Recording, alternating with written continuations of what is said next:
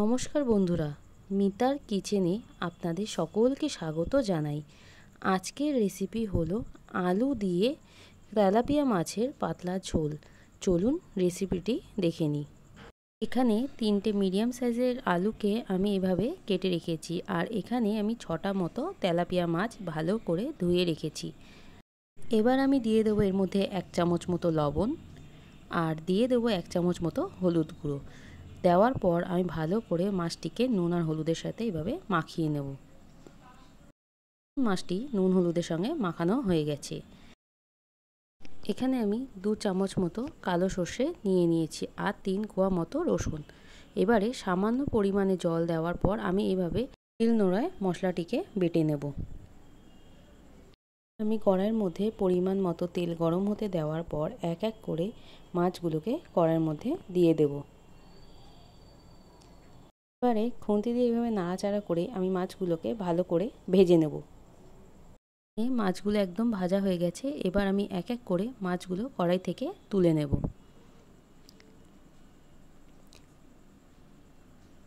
এভাবে আমি বাদবাকি মাছগুলোকেও ভেজে নেব।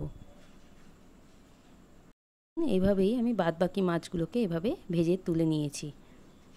তেলের মধ্যে আমি মাছগুলোকে ভেজেছিলাম, তার মধ্যে সামান্য পরিমাণ সর্ষের তেল দিয়ে তেলটি গরম হতে দেওয়ার পর তার মধ্যে আমি দিয়ে দেবো 1 চামচ মতো 5 ফোড়ন।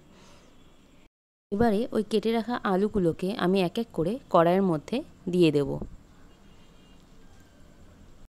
খুন্তি দিয়ে এইভাবে নাড়াচাড়া করে আমি আলুটিকে ভেজে নেব।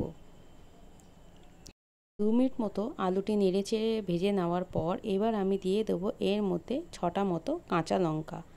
দেওয়ার পর আবারও আমি প্রায় 1 মিনিট মতো এইভাবেই আলুটিকে নাড়াচাড়া করে ভেজে নেব। এবার আমি দিয়ে দেব এর মধ্যে 2 চামচ মতো হলুদ গুঁড়ো,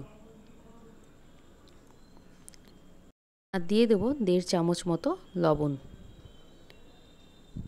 আপনারা আপনাদের স্বাদ আন্দাজেই লবণ ব্যবহার করবেন। দেওয়ার পর আবারও আমি খুন্তি দিয়ে এইভাবে নেড়েচেড়ে নেব আলুগুলোকে।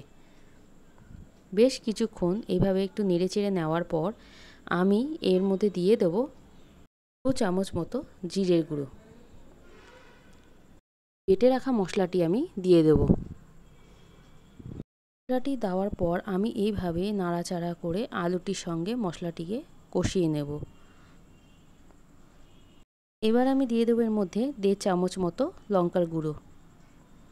আপনারা আপনাদের স্বাদ আন্দাজে লঙ্কার গুঁড়ো ব্যবহার করবেন। এবার আমি 2টো ছোটো সাইজের টমেটো কেটে রেখেছিলাম, সেটাই আমি দিয়ে দিলাম। এবারে ভালো করে নেড়ে চেড়ে আমি একদম কষিয়ে নেব মশলাটিকে আলুটির সঙ্গে।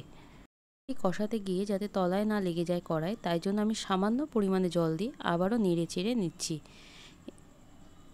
মশলাটি 2 মিনিট ধরে কষানোর পর আমি এর মধ্যে দিয়ে দেব পরিমাণ মতো জল। জলটি দেওয়ার পর আমি এইভাবে খুন্তি দিয়ে একটু আলুটিকে নেড়ে চেড়ে নেব। নেওয়ার পর আমি গ্যাসের আঁচ হাই ফ্লেমে করে দিয়ে ঝোলটিকে ফুটতে দেব। দেখুন এখানে ঝোলটি একদম ফুটতে শুরু করে দিয়েছে। এবার আমি ওই ভেজে রাখা মাছগুলো এক এক করে কড়াইয়ের মধ্যে দিয়ে দেব।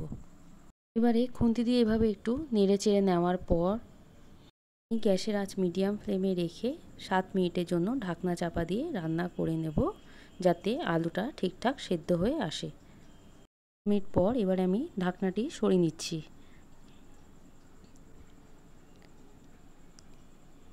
এবারে গ্যাসের আঁচ একদম হাই ফ্লেমে করে দিয়ে আমি বেশ কিছুক্ষণ এইভাবে খুন্তি দিয়ে নেড়ে নিচ্ছি, আর দেখে নিচ্ছি টমেটোটা ঠিকঠাক সেদ্ধ হয়েছে কিনা আর আলুটা ঠিকঠাক সেদ্ধ হয়েছে কিনা। এখানে আলুটা একদমই সেদ্ধ হয়ে গেছে। আর 1-2টো লঙ্কাকে ঠিক এইভাবে আমি সেঁতলে নেব। 2 মিনিট মতো ঝোলটিকে এভাবে ফুটতে দেওয়ার পর আমার মাছের ঝোল একদমই রেডি হয়ে গেছে। এবার গ্যাসের আঁচ বন্ধ করে দিয়ে আমি ঝোলটিকে একটি পাত্রের মধ্যে নামিয়ে নেব।